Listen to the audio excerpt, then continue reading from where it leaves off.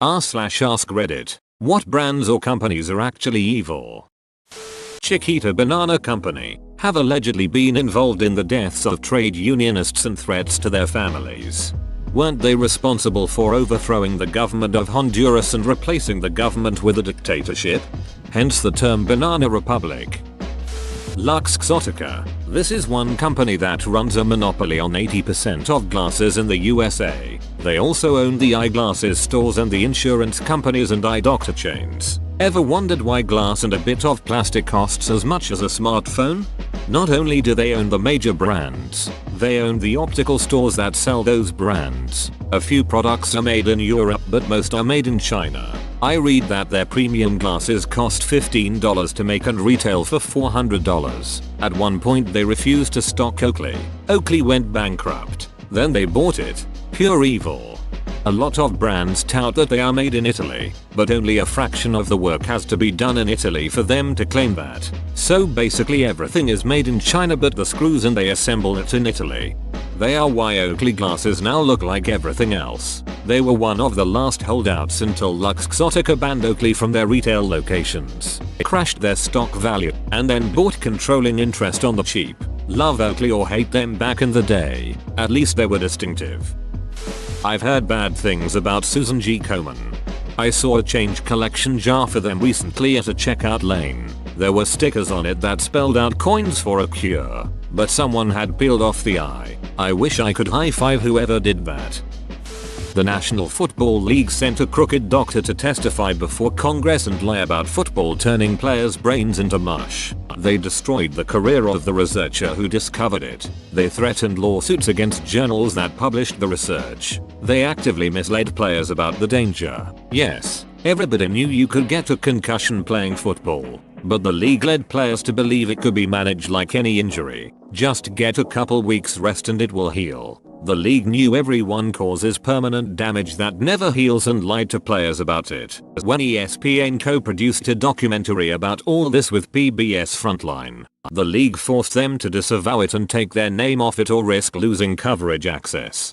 The worst is that it's not even the serious concussions that cause the most damage. It's the smaller head bumps that accumulate over time and result in CTE, so health issues are practically unavoidable. Ticketmaster and Live Nation.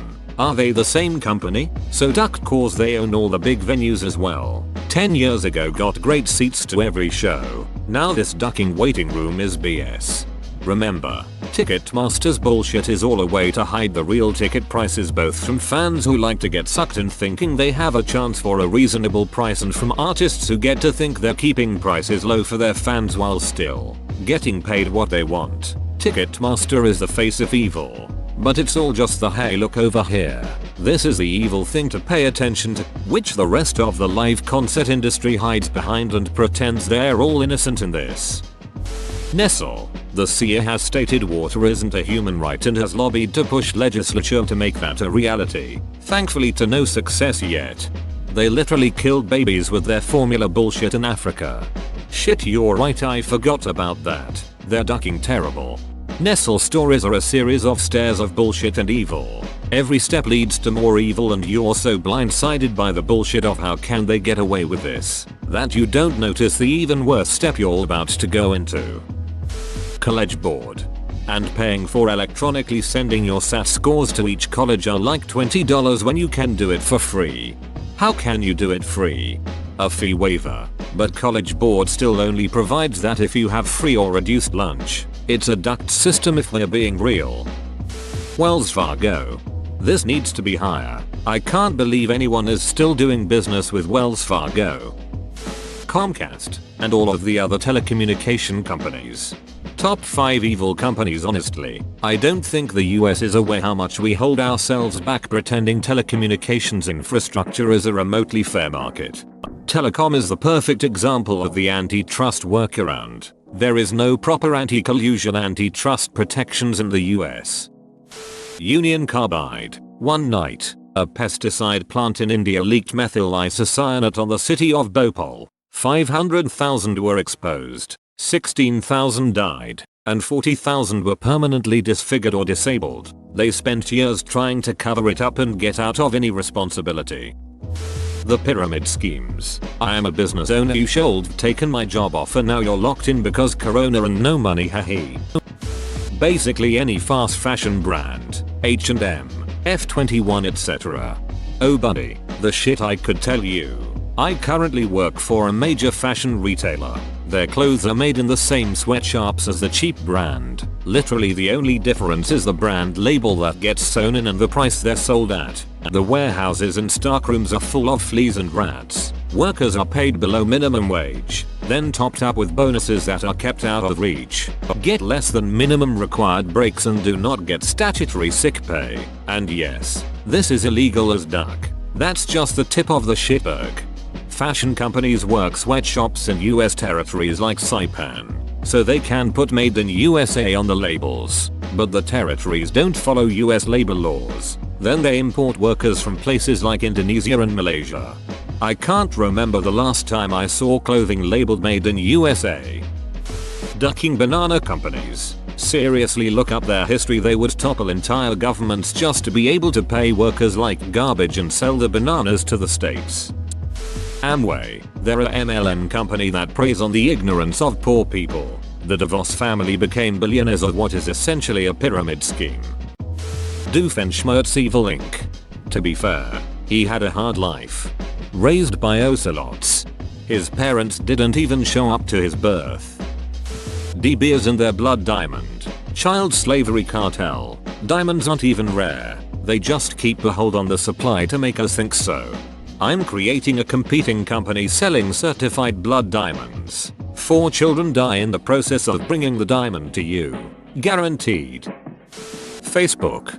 I stopped using Facebook over 5 years ago but never actually deleted my account. I tried doing so a few months ago and they want a government issued passport or driver's license in order to unlock my account and delete it. I work in insurance. I know firsthand how much info I can pull off people with just a driver's license number and DOB. There's no way I'm giving that to Mark Zuckerberg. I deactivated my account 8 years ago and never looked back. College Board. Non-profit my ass. $35 shipping fee to send my SAT score to colleges when it's sent online? Why does it cost $50 to take NSAT? Why am I paying $200 for an AP exam? Duck that shit. Straight up a monopoly running colleges in America. The best part about non-profits is that there is no cap on pay for executives. So the executive can make $20 million a year and it still be a non-profit. Nestle. They said that water isn't a human right.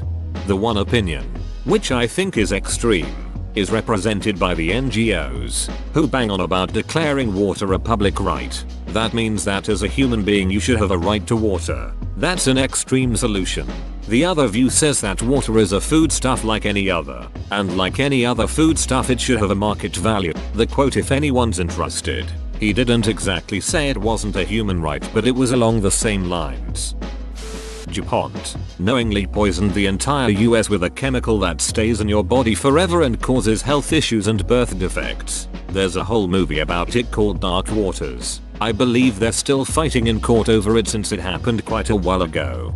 It's worse than that. DuPont poisoned land and watersheds all over the US, then essentially purposely bankrupted themselves so they could legally divest all the bad companies and lawsuits fines into spin-off companies with no assets so they couldn't afford to sue the cleanup remediation. The good parts they sold to Dow. Never mind all that embed business.